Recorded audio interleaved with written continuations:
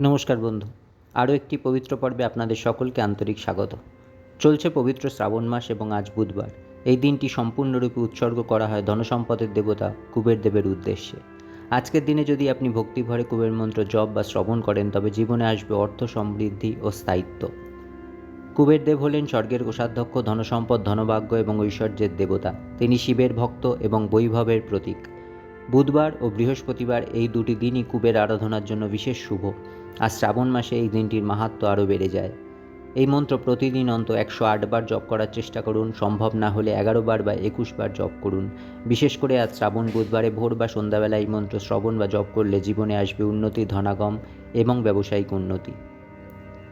মন্ত্র জপের আগে একবার কুবের মূর্তি বা ছবি সামনে রাখুন। ধূপ দ্বীপ জ্বালিয়ে কুবের দেবকে প্রণাম করুন এবং মানসিকভাবে নিজেকে শান্ত রাখুন এবং বিশ্বাসের সঙ্গে মন্ত্র জপ করুন, কেন বিশ্বাসই সব কিছু। আস্থা, ভরসা ও বিশ্বাস না থাকলে কোনো মন্ত্রই কোনো কাজে লাগে না। বন্ধুরা, এই মন্ত্র আপনার জীবনে অর্থনৈতিক সমৃদ্ধি, ভাগ্যোন্নতি এবং মানসিক শান্তি আনতে সাহায্য করবে। যদি ভিডিওটি ভালো লাগে তাহলে লাইক করুন, শেয়ার করুন এবং চ্যানেলটি সাবস্ক্রাইব করতে ভুলবেন না। আবার দেখা হবে এমনই এক ভক্তিমূলক পর্বে। আপনাদের সকলের শুভকামনা জানাই। ওম নমঃ কুবেরায় নমঃ। চলুন মন্ত্র জপ ও শ্রবণ করি।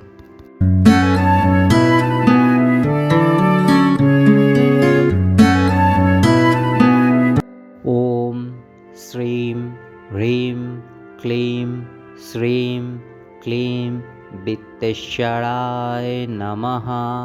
ওম শ্রীম হ্রিম ক্লিম শ্রীম ক্লিম বিত্তেশ্বরায় নমঃ।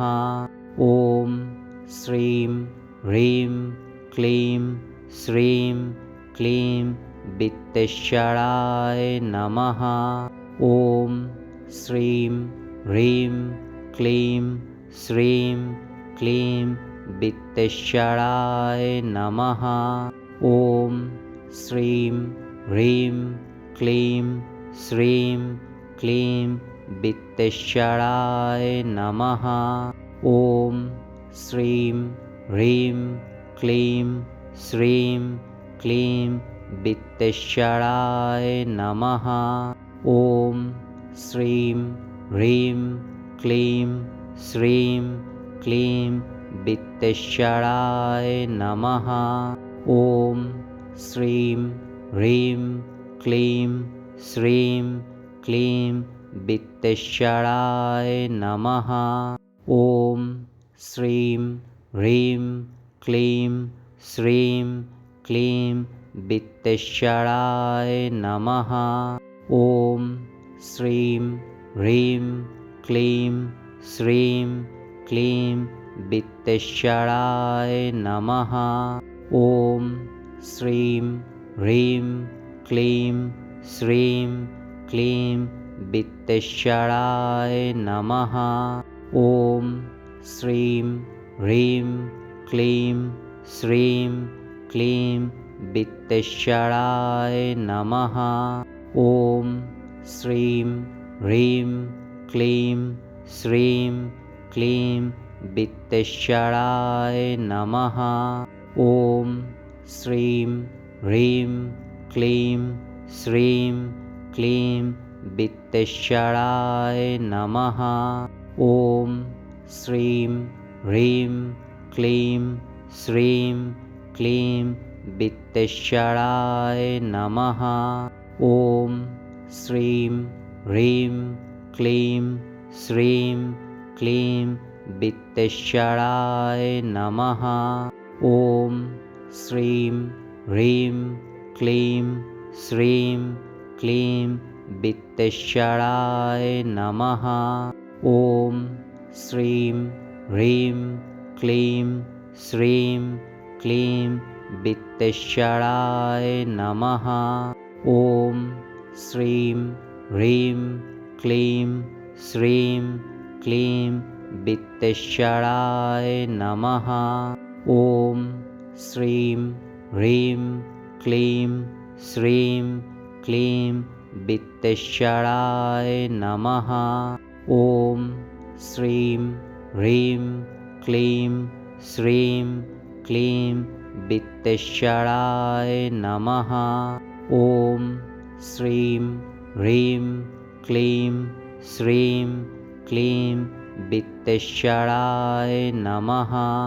ॐ श्रीं ह्रीं क्लीं श्रीं क्लीं वित्तेश्वराय नमः। ॐ श्रीं ह्रीं क्लीं श्रीं क्लीं वित्तेश्वराय नमः। ॐ श्रीं ह्रीं क्लीं श्रीं क्लीं वित्तेश्वराय नमः।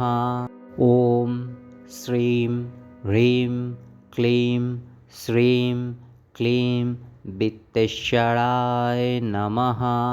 ॐ श्रीं ह्रीं क्लीं श्रीं क्लीं वित्तेश्वराय नमः। ॐ श्रीं ह्रीं क्लीं श्रीं क्लीं वित्तेश्वराय नमः। ॐ श्रीं ह्रीं क्लीं श्रीं क्लीं वित्तेश्वराय नमः। ॐ श्रीं ह्रीं क्लीं श्रीं क्लीं वित्तेश्वराय नमः। ॐ श्रीं ह्रीं क्लीं श्रीं क्लीं वित्तेश्वराय नमः। ॐ श्रीं ह्रीं क्लीं श्रीं क्लीं वित्तेश्वराय नमः। ॐ श्रीं ह्रीं क्लीं श्रीं क्लीं वित्तेश्वराय नमः। ॐ श्रीं ह्रीं क्लीं श्रीं क्लीं वित्तेश्वराय नमः। ॐ श्रीं ह्रीं क्लीं श्रीं क्लीं वित्तेश्वराय नमः। ॐ श्रीं ह्रीं क्लीं श्रीं क्लीं वित्तेश्वराय नमः। ॐ श्रीं ह्रीं क्लीं श्रीं क्लीं वित्तेश्वराय नमः। ॐ श्रीं ह्रीं क्लीं श्रीं क्लीं वित्तेश्वराय नमः।